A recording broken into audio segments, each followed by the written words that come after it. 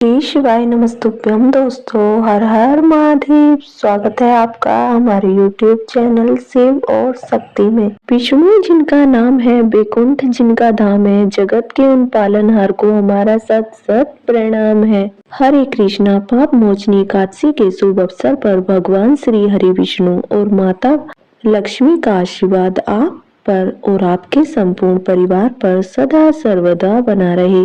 आप सभी भक्तों को पाप मोचनी एकादशी की हार्दिक शुभकामनाएं। हे प्रिय भक्तों, चैत मास के कृष्ण पक्ष की पाप मोचनी एकादशी, जिसे पाप हरणी के नाम से भी जाना जाता है, जिसका अर्थ है पापों को नष्ट करने वाला, इस व्रत को रखने से मनुष्य अपने सभी पापों से मुक्त हो जाता है और मोक्ष की प्राप्ति होती है और मनुष्य को जीवन के सभी कष्टों से छुटकारा मिलता है और धन सुख सौभाग्य का आशीर्वाद प्राप्त होता है और परम भगवान श्री कृष्ण इससे अत्यंत प्रसन्न होते हैं और मनुष्य अपने सर्वोच्च आध्यात्मिक गंतव्य की प्राप्ति करता है। जो मनुष्य व्रत न भी रख पाए तो पाप मोचनी एकादशी की व्रत कथा को सुनने मात्र से भी उसकी समस्त मनोकामनाएं पूर्ण हो जाती हैं और अपार धन संपत्ति की प्राप्ति होती है, ऐसा स्वयं भगवान श्री हरि विष्णु जी कहते हैं। तो आज हम श्रवण करेंगे पाप मोचनी एकादशी की संपूर्ण व्रत कथा और साथ ही महाफलदाय गारस माता की कथा, तुलसी माता की कथा। आइए भगवान के चरण कमलों का ध्यान करते हुए कथा का रसपान करते हैं। जय श्री गणेश। हे प्रिय भक्तों, अमरीश इवाकु वंशीय परमवीर राजा थे। यह भगीरथ के पौत्र, बसवत मनु के पुत्र और नाभाद के पुत्र थे। राजा अमरीश संपूर्ण पृथ्वी के राजा थे। उनके सुख, समृद्धि और ऐश्वर्य की कोई तुलना नहीं कर सकता था, लेकिन फिर भी राजा अमरीश को अपने ऐश्वर्य का कोई भी घमंड या अभिमान नहीं था। वे तो भगवान श्री विष्णु के परम भक्त और सर्वोच्च कोटि के राजा थे।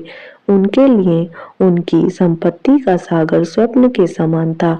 इस भौतिक जीवन की नश्वरता से भली भांति परिचित अमरीश महाराज सदैव परम भगवान की भक्ति में लीन रहते थे। राजा अमरीश ने अपने मन को भगवान श्री कृष्ण के चरण चिंतन में, वाणी को उनके गुणगान में, हाथों को श्री हरि के मंदिर को झाड़ने बुहारने में, कानों को अच्युत के पवित्र चरित सुनने में, नेत्रों को भगवान मूर्ति के दर्शन में और अंगों को भगवत सेवकों के स्पर्श में, नासिका को भगवान के चरणों पर चढ़ी हुई तुलसी की गंध लेने में और जीवा को भगवत प्रसाद का रस लेने में, पैरों को श्री नारायण के पवित्र स्थानों में जाने में और मस्तक को ऋषिकेश के चरणों की वंदना में लगा रखा था। और दूसरे संसारी लोगों की भांति वे विषय भोगों में लिप्त नहीं रहते थे और उनके सम्मान ही उनकी प्रजा भी थी। उनकी प्रजा भी अपना अधिकतर समय भगवान के पवित्र नामों का जप, कीर्तन और सेवा में लगाए रखती थी। एक समय महाराज अमरीश ने अपनी पत्नी के साथ परम भगवान श्री कृष्ण को प्रसन्न करने के लिए वर्ष की सभी एकादशी तिथियों का पालन करने का संकल्प लिया और वर्ष के अंत में जब अंतिम एकादशी का पारण करने का दिन आया तो महाराज अमरीश ने धूमधाम से इस उत्सव को मनाया। उन्होंने परम भगवान तथा ब्राह्मणों की पूजा की, उन्हें प्रसाद वितरित किया और गोदान दिया। सभी नियमों को पूर्ण करके अब अमरीश महाराज अपने व्रत का पालन करने ही जा रहे थे तो उसी समय दुर्वासा मुनि अपने अनेक शिष्यों के साथ वहां पधारे। राजा ने बड़े ही प्रेम और आदर सत्कार से उनका स्वागत किया और उनसे भोजन करने के लिए प्रार्थना की और दुर्वासा ऋषि ने भी राजा की प्रार्थना को स्वीकार कर लिया और भोजन करने से पहले वे यमुना तट पर स्नान करने के लिए चले गए। लेकिन राजा अमरीश को निर्धारित समय पर अपने एकादशी व्रत का पारण करना था, क्योंकि जैसा कि हम सभी जानते हैं कि एकादशी का पारण हमेशा ही शुभ मुहूर्त में एक निर्धारित समय के अंतर्गत करना होता है। और राजा अमरीश अभी दुर्वासा मुनि की प्रतीक्षा कर रहे हैं, लेकिन काफी समय बीत गया और दुर्वासा मुनि अभी तक नहीं आए। अब पारण का समय भी निकला जा रहा था, सिर्फ एक घड़ी शेष रह गई थी। अब ऐसी स्थिति में राजा अमरीश के सामने बड़ा ही धर्म संकट खड़ा हो गया। अगर वे इस एक गणी में पारण नहीं करते तो उनका संपूर्ण वर्ष की एकादशी का व्रत टूट जाएगा, और अगर वे पारण कर लेते हैं तो दुर्वासा मुनि को बुरा लगेगा कि राजा ने उनकी प्रतीक्षा के बिना ही पारण कर लिया। तो ऐसी स्थिति में राजा अम्बरीश ने वहां उपस्थित ब्राह्मणों से पूछा कि हे विद्वान ब्राह्मणों, ऐसी विकट स्थिति में मेरा क्या कर्तव्य है? कृपया आप सब शास्त्रों द्वारा प्रमाणित कोई उपाय बताएं। राजा की स्थिति को देखते हुए ब्राह्मणों ने कहा कि हे राजन, इस स्थिति में शास्त्रों का कथन यह है कि आपने इन सभी एकादशियों का पालन संपूर्ण निर्जल रहकर किया है, इसलिए अगर आप भगवान के चरणामृत का स्वीकार कर लेते हैं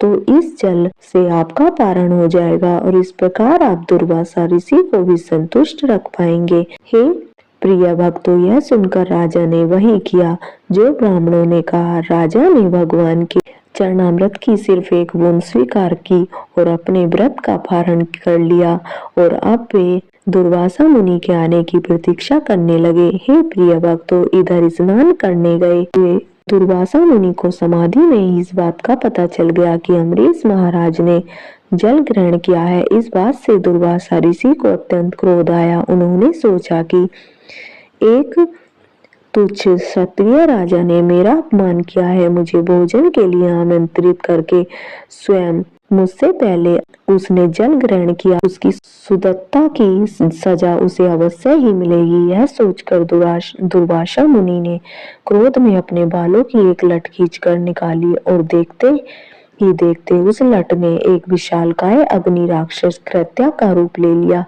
यह एक ऐसा अग्नि दैत्य था जो संपूर्ण पृथ्वी को अपनी लपटों में समा सकता था। दुर्वासा ऋषि ने उस कृत्या को आदेश देते हुए कहा कि इसी क्षण जाओ और उस अभिमानी राजा अम्बरीश को जलाकर भस्म कर दो। बस फिर क्या था, अभाग्य पाते ही कृत्या राजा अम्बरीश के सामने पहुंच गए।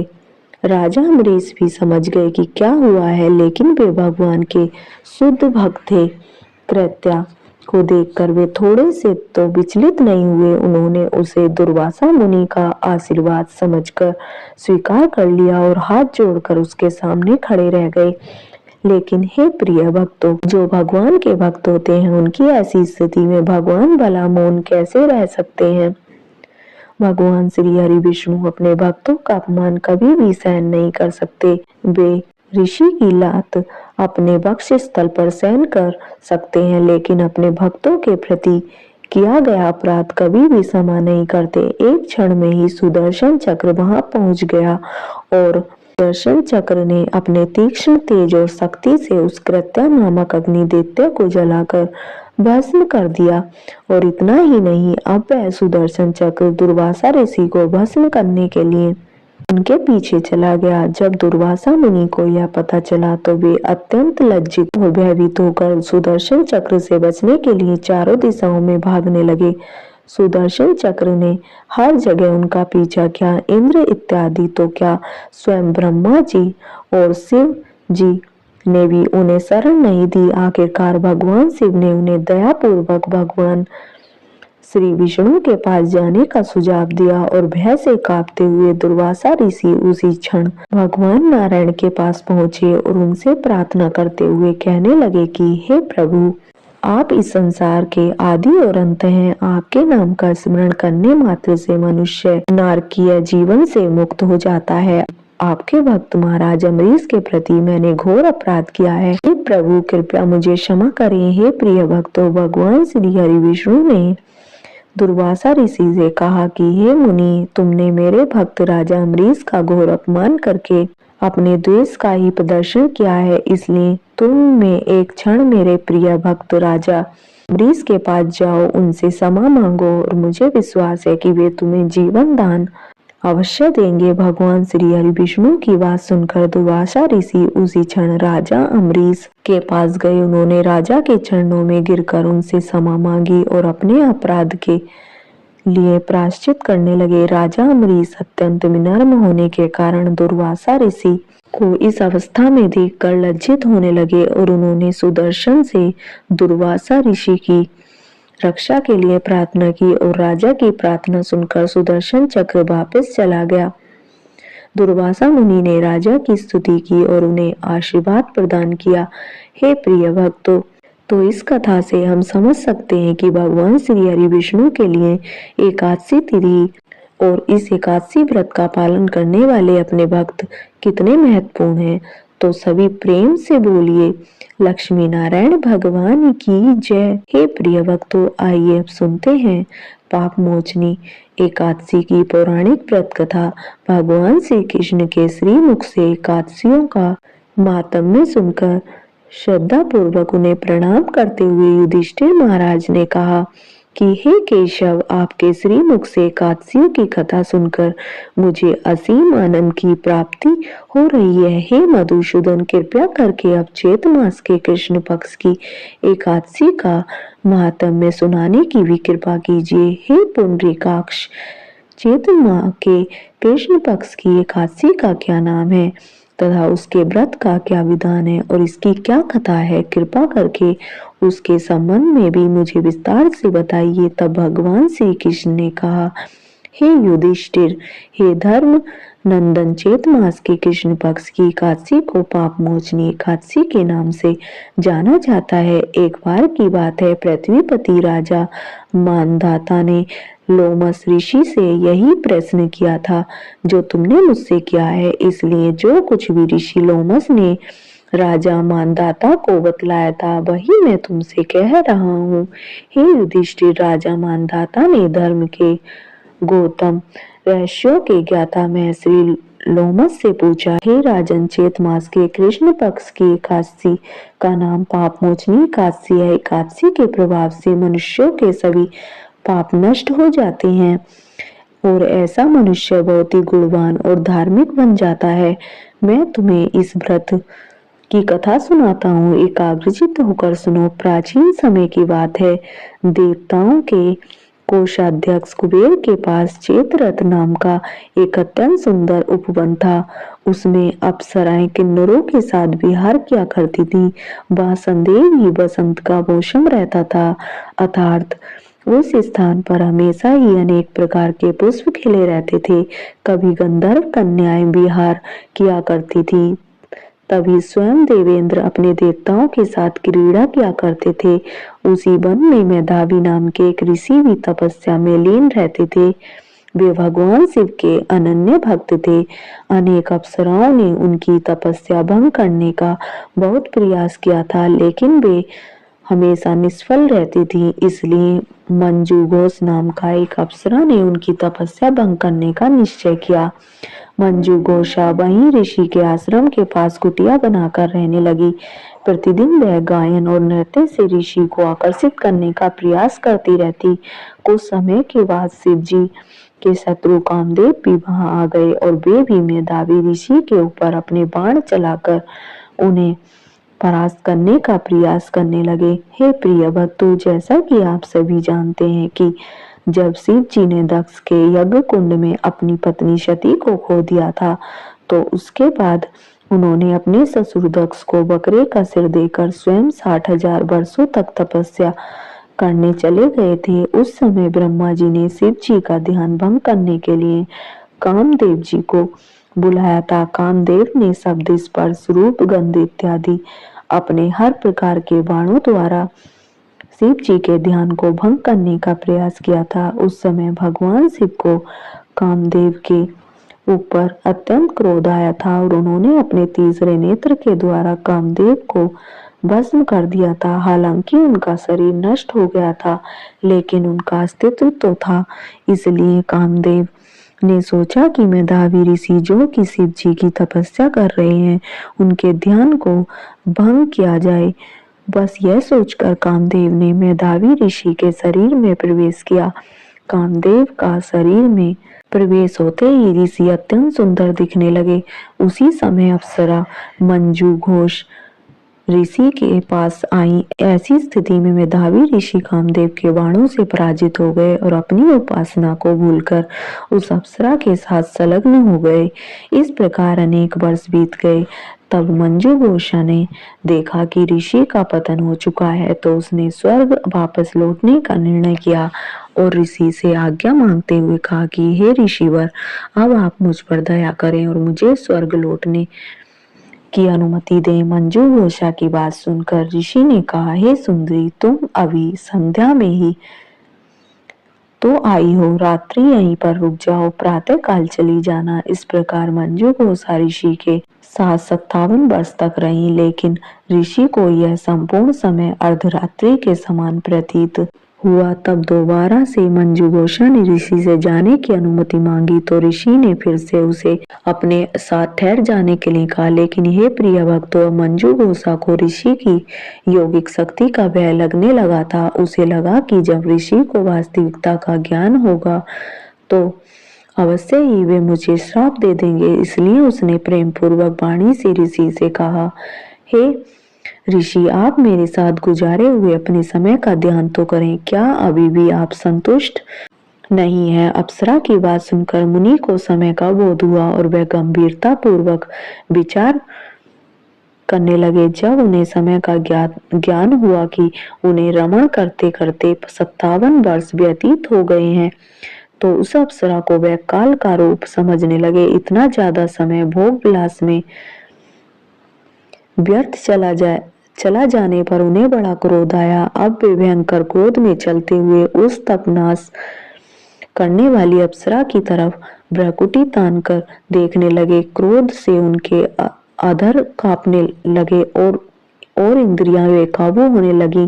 क्रोध से थरथराते स्वर में मुनि ने उस अप्सरा से कहा कि तुमने मेरे जीवन और मेरी तपस्या दोनों का ही सर्वनाश कर दिया है। मेरे तप को नष्ट करने वाली हे दुष्टा, तू महापापिन और बहुत ही दुराचारणी है। तुझ पर धिक्कार है, क्योंकि तुमने एक पिशाचिनी जैसा व्यवहार किया है। इसलिए मैं तुम्हें श्राप देता हूँ कि तुम इसी क्षण पिशाच योनि में जाओ। हे प्रिय भक्तों, मुनि के क्रोधयुक्त श्राप से वह अप्सरा पिशाचिनी बन गई। यह देखकर व्यतीत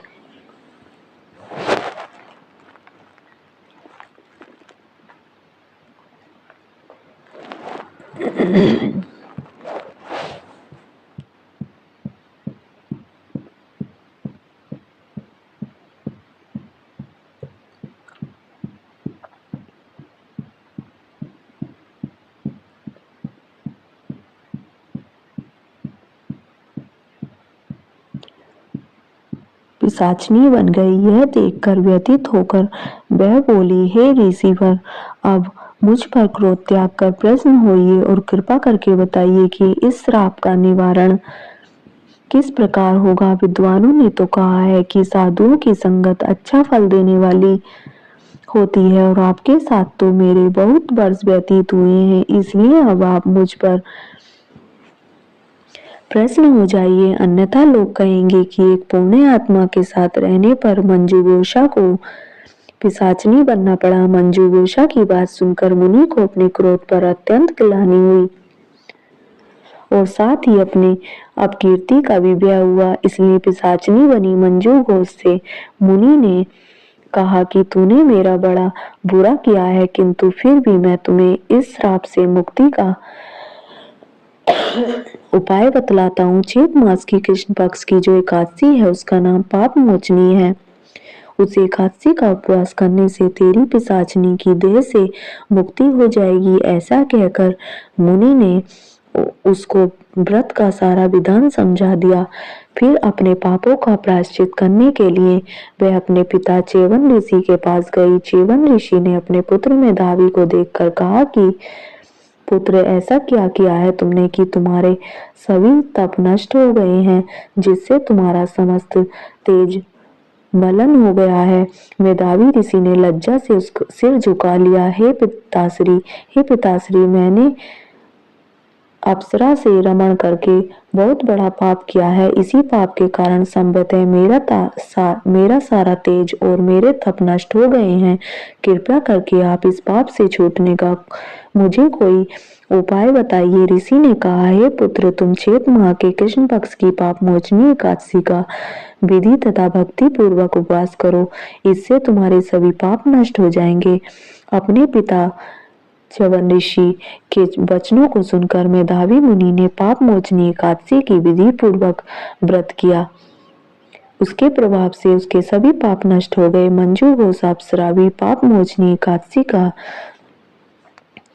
उपवास करने से पिशाचनी की देह से छूट गई और पुनः अपना सुंदर रूप धारण करके स्वर्ग लोक को चली गई। हे प्रिय भक्तों, अंत में कथा का समापन करते हुए भगवान श्री कृष्ण युधिष्ठिर महाराज से बोले कि हे राजन, इस पाप मोचनी एकादशी के प्रभाव से समस्त पाप नष्ट हो जाते हैं। इस एकादशी की कथा के श्रवण और पठन से 1000 गोदान करने का फल प्राप्त होता है। इस उपवास के करने से ब्रह्म हत्या करने वाले, स्वर्ण चुराने वाले, मद्यपान करने वाले, अगम्य गमन करने वाले आदि भयंकर पाप भी नष्ट हो जाते हैं।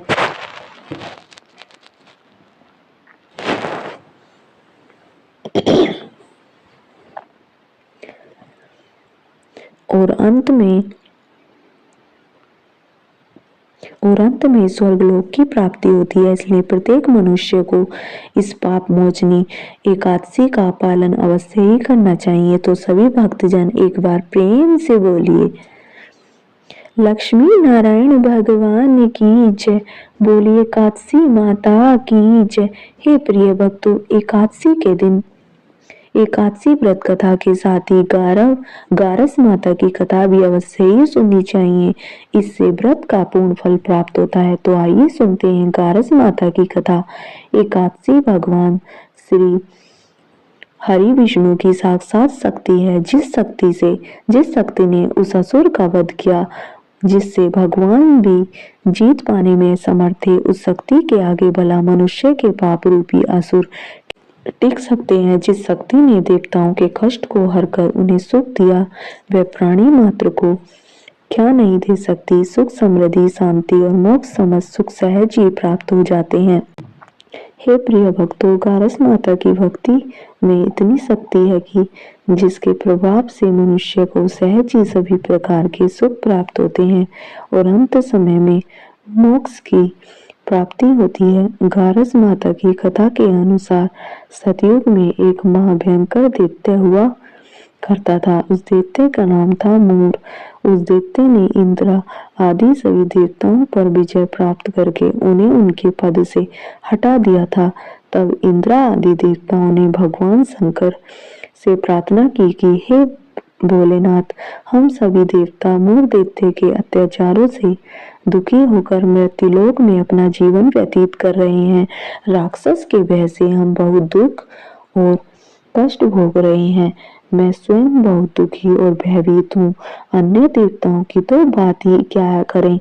इसलिए हे कैलाशपति, कृपया करके आप मूर दैत्य के अत्याचार से बचाने का कोई उपाय बताइए। हे प्रिय भक्तों, देवराज इंद्र की प्रार्थना सुनकर भगवान शंकर ने कहा, हे देवेंद्र, आप भगवान श्री हरि विष्णु की शरण में जाइए। मधु केटक का संहार करने वाले भगवान श्री हरि विष्णु देवताओं को अवश्य ही इस भय से मुक्त करेंगे। भगवान शंकर के आदेश के अनुसार इंद्र तथा अन्य सभी देवता शेष सागर गए, जहाँ पर भगवान श्री हरि विष्णु शेष शैया पर विराजमान थे। इंद्र सहित सभी देवताओं ने भगवान श्री हरि विष्णु को देखा और उनके सामने उपस्थित होकर उनकी स्तुति करने लगे। देवता कहने लगे, हे तीनों लोकों के स्वामी, आप स्तुति करने योग्य हैं। हम सभी देवताओं का आपको कोटि कोटि प्रणाम है। हे दैत्यों के संहारक, हम आपकी शरण में हैं। आप हमारी रक्षा करें। हे त्रिलोकपति, हम सभी देवता दैत्यों के अत्याचार से भयभीत होकर आपकी शरण में आए हैं। इस समय दैत्यों ने हमें स्वर्ग से निकाल दिया है। हे दैत्यों के संहारक, हम आपकी शरण में हैं। आप हमारी रक्षा करें। हे त्रिलोकपति, हम सभी देवता दैत्यों के अत्याचार से भयभीत होकर आपकी शरण में आए हैं।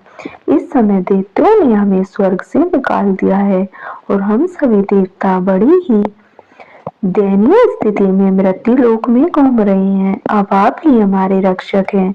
हमारी रक्षा करें। हे जगन्नाथ, आप हमारी रक्षा करें। देवताओं की करुण पुकार सुनकर भगवान श्री हरि विष्णु बोले, हे देवताओं, वह कौन सा दैत्य है जिसने देवताओं को जीत लिया है? आप सभी देवग जिसके भय से पृथ्वीलोक में भटक रहे हैं, क्या वह दैत्य इतना बलवान है जिसने इंद्र सहित सभी देवताओं को जीत लिया है? तुम निर्भय होकर मुझे सब हाल बताओ।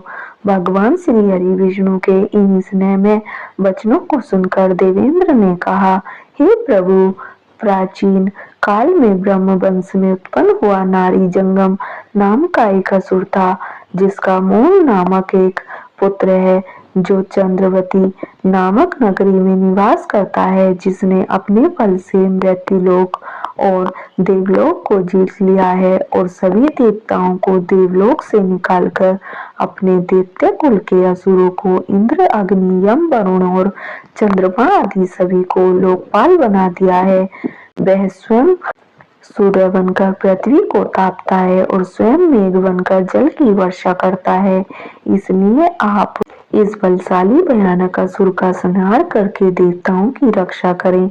देवेंद्र के मुख से ऐसे वचन सुनकर भगवान श्री हरि विष्णु बोले, हे देवताओं, मैं आपके शत्रु का शीघ्र ही संहार करूंगा। आप सभी इसी समय मेरे साथ चंद्रवती नगरी चलिए। देवताओं की पुकार पर भगवान श्री हरि विष्णु तुरंत ही उनके साथ चल पड़े और उधर दैत्यराज मुर ने अपने तेज से जान लिया था कि भगवान श्री हरि विष्णु युद्ध की इच्छा से उसकी राजधानी में आ रहे हैं। इसलिए अपने राक्षस योद्धाओं के साथ वह भी युद्ध भूमि में आकर गरजने लगा और देखते ही देखते युद्ध प्रारंभ हो गया। युद्ध शुरू होने पर अनगिनत असुर अपने अस्त्र शस्त्रों को धारण करके देवताओं से युद्ध करने लगे, लेकिन देवता तो पहले से ही डरे हुए थे। वह अधिक देर तक राक्षसों का सामना न कर सके और भाग खड़े हुए। तब भगवान श्री हरि विष्णु स्वयं युद्ध भूमि में आ गए। दैत्य पहले से भी ज्यादा भयंकर भगवान श्री हरि विष्णु से युद्ध करने लगा। वे अपने शस्त्रों से उन पर भयानक प्रहार करने लगा। दैत्यों के आक्रामक बारों को भी श्री हरि विष्णु अपने चक्र और गदा के प्रहारों से नष्ट करने लगे। इस युद्ध में अनेक दैत्य सदा के लिए मृत्यु की गोद में समा गए, किंतु दैत्यराज मुर भगवान विष्णु के साथ निश्चल भाव से युद्ध करता रहा। उसका तो जैसे कभी बाल विवाह का नहीं हुआ था। वह बिना डरे युद्ध कर रहा था। भगवान विष्णु मूर्ख को मारने के लिए जिन जिन शस्त्रों का प्रयोग करते, वे सब उसके तेज से नष्ट होकर उस पर पुष्पों के समान गिरने लगते। अनेक अस्त्र शस्त्रों का प्रयोग करने पर भी भगवान श्री हरि विष्णु उससे जीत न सके। तब वे आपस में मल्लयुद्ध करने लगे। भगवान श्री हरि विष्णु उस असुर से देवताओं के लिए सहस्त्रों वर्षों तक युद्ध करते रहे, किंतु उस असुर से जीत न सके। अंत में भगवान विष्णु शांत होकर विश्राम करने की इच्छा से बद्रिका आश्रम स्थित 38 कोस लंबी एक द्वार वाली हेमवती नाम की एक गुफा में प्रवेश कर गए।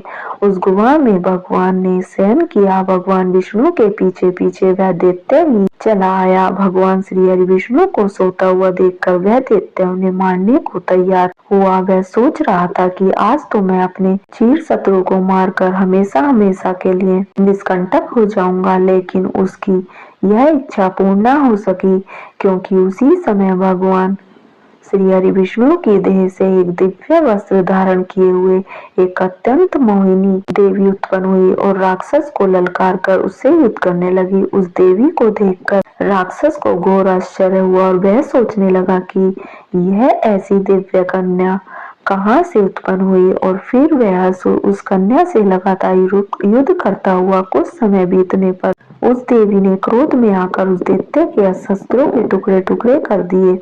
अब तो वह उस दैत्य को बड़ा ही क्रोध आया और वह सारी मर्यादाएं भंग करके उस देवी से मल युद्ध करने लगा। उस तेजस्वी कन्या ने उसको धक्का मारकर मूर्छित कर दिया और मूर्छा टूटने से पूर्व ही उसका सिर काटकर धड़ से अलग कर दिया और सिर काटते ही वह असुर पृथ्वी पर गिरकर मृत्यु को प्राप्त हुआ और बाकी बचे हुए असुर अपने राजा का ऐसा दुखद अंत देखकर भयभीत होकर पाताल लोक में भाग गए। भगवान श्री हरि विष्णु जब निद्रा से जागे तो उस असुर को मरा हुआ देखकर उन्हें घोर आश्चर्य हुआ और वे सोचने लगे कि इस महाबली को किसने मारा है। तब वह तेजस्वी कन्या श्री हरि से हाथ जोड़कर बोली, हे जगदीश्वर, यह असुर आपको मारने को तत्पर था, तब मैंने आपके शरीर से उत्पन्न होकर उस असुर का वध किया है। देवी की बात सुनकर भगवान श्री हरि विष्णु बोले, तुमने इस असुर को मारा है, इसलिए हे देवी मैं तुमसे अत्यंत प्रसन्न हूँ। इसे मारकर तुमने तीनों लोकों के देवताओं के कष्ट को हरा है, इसलिए तुम अपनी इच्छा अनुसार वरदान मांग लो, मैं तुम्हारी प्रत्येक इच्छा को पूर्ण करूंगा। भगवान की बात सुनकर वह देवी बोली कि हे प्रभु, मुझे यह वरदान दीजिए कि जो भी मनुष्य या देव मेरा व्रत करे उसके सभी पाप नष्ट हो जाएं और अंत में उसे स्वर्ग लोक की प्राप्ति हो। मेरे व्रत का आधा फल रात्रि को मिले और आधा फल एक समय भोजन करने वाले को मिले। जो श्रद्धालु भक्ति पूर्वक मेरे व्रत को करे वे निश्चय ही वैकुंठ लोक को प्राप्त करे। जो मनुष्य मेरे व्रत में दिन या रात्रि को एक बार भोजन करे वह धन धान्य से भरपूर रहे, कृपा करके मुझे ऐसा वरदान दीजिए। भगवान श्री हरि विष्णु ने कहा, हे देवी, ऐसा ही होगा। मेरे और तुम्हारे भक्त एक ही होंगे और अंत में संसार में प्रसिद्धि को प्राप्त होकर मेरे लोक को प्राप्त करेंगे। हे कल्याणी, तुम एकादशी को पैदा हुई हो, इसलिए तुम्हारा नाम भी एकादशी हुआ, तथा जो मनुष्य इस दिन व्रत करेंगे उसके समस्त पाप नष्ट हो जाएंगे। तुम मेरे लिए अब तीज, अष्टमी, नवमी और 14 से भी अधिक प्रिय हो। तुम्हारे व्रत का फल सभी तीर्थों के फल से भी महान होगा। यह मेरा अकाट्य कथन है। इतना कहकर भगवान श्री हरि विष्णु उसी स्थान पर अंतर्ध्यान हो गए। तो सभी प्रेम से बोलिए, एकादशी माता और विष्णु भगवान की जय। हे प्रिय भक्तों, तो आइए अब सभी मनोकामनाओं को पूर्ण करने वाली तुलसी माता की बड़ी ही पावन कथा को सुनते हैं। एक बार एक गांव में एक बुजुर्ग महिला रहा करती थी। वह प्रतिदिन पूजा पाठ किया करती थी। वह रोज तुलसी माता की पूजा करती थी और वह बुजुर्ग महिला रोज तुलसी माता से कहती, हे तुलसी माता, तुम मुझे बहू दे, पीताम्बर की धोती दे, मीठा मीठा घास दे, वैकुंठ में बास दे, चटक की चाल दे, पटक की मौत दे, चंदन का काट दे, रानी का काज दे, दाल भात का भोजन दे, गारस की मौत दे,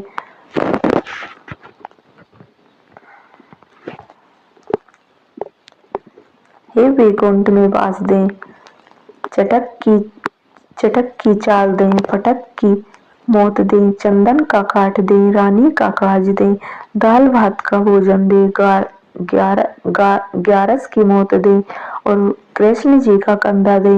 वह बुजुर्ग महिला हर महीने में तुलसी माता की रोज पूजा करती थी और उनके बिरले को रोज सींचती। तुलसी माता बुजुर्ग महिला की बात सुनकर धीरे धीरे सूखने लगी। तभी भगवान श्री कृष्ण जी ने देखा कि तुलसी माता सूख रही है और तभी एक दिन भगवान श्री कृष्ण तुलसी माता जी के पास प्रकट हुए और भगवान श्री कृष्ण जी ने तुलसी माता से पूछा, तुम क्यों सूख रही हो? सभी महिलाएं तुम्हारी पूजा करती हैं और तुलसी माता तुमको सींचती है, लेकिन फिर भी तुम सूखती जा रही हो, इसका कारण क्या है?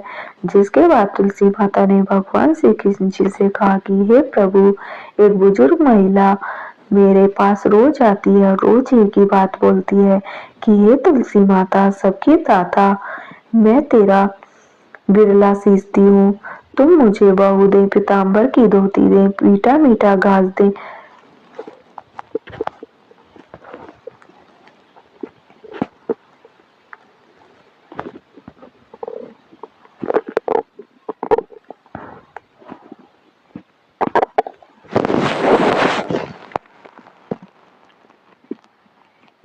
मैं तेरा बिरला सीसती हूँ, तू मुझे बहू दे, पीतांबर की धोती दे, मीठा मीठा गाज दे, बैकुंठ बाज दे, चटक की चाल दे, पटक की मौत दे, चंदन का काट दे, रानी सा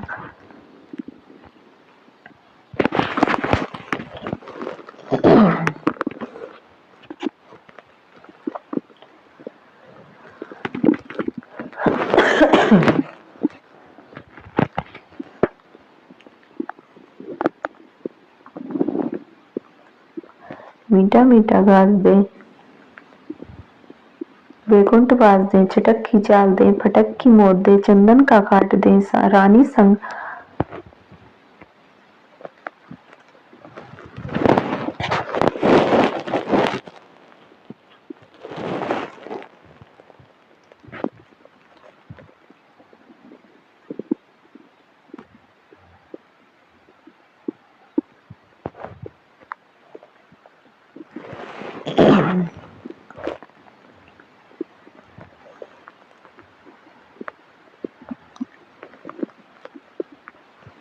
हे तुलसी माता सबकी दाता, मैं तेरा बिरला सींचती हूँ, तू मुझे बहू दे, पीतांबर दे, धोती दे,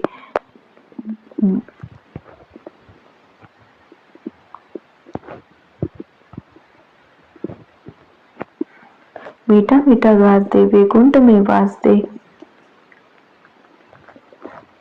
चटक की चाल दे, पटक की मौत दे, चंदन का काट दे, रानी संग राज दे, दाल भात का भोजन दे, ग्यारस की मौत दे और कृष्ण जी का कांदा दे।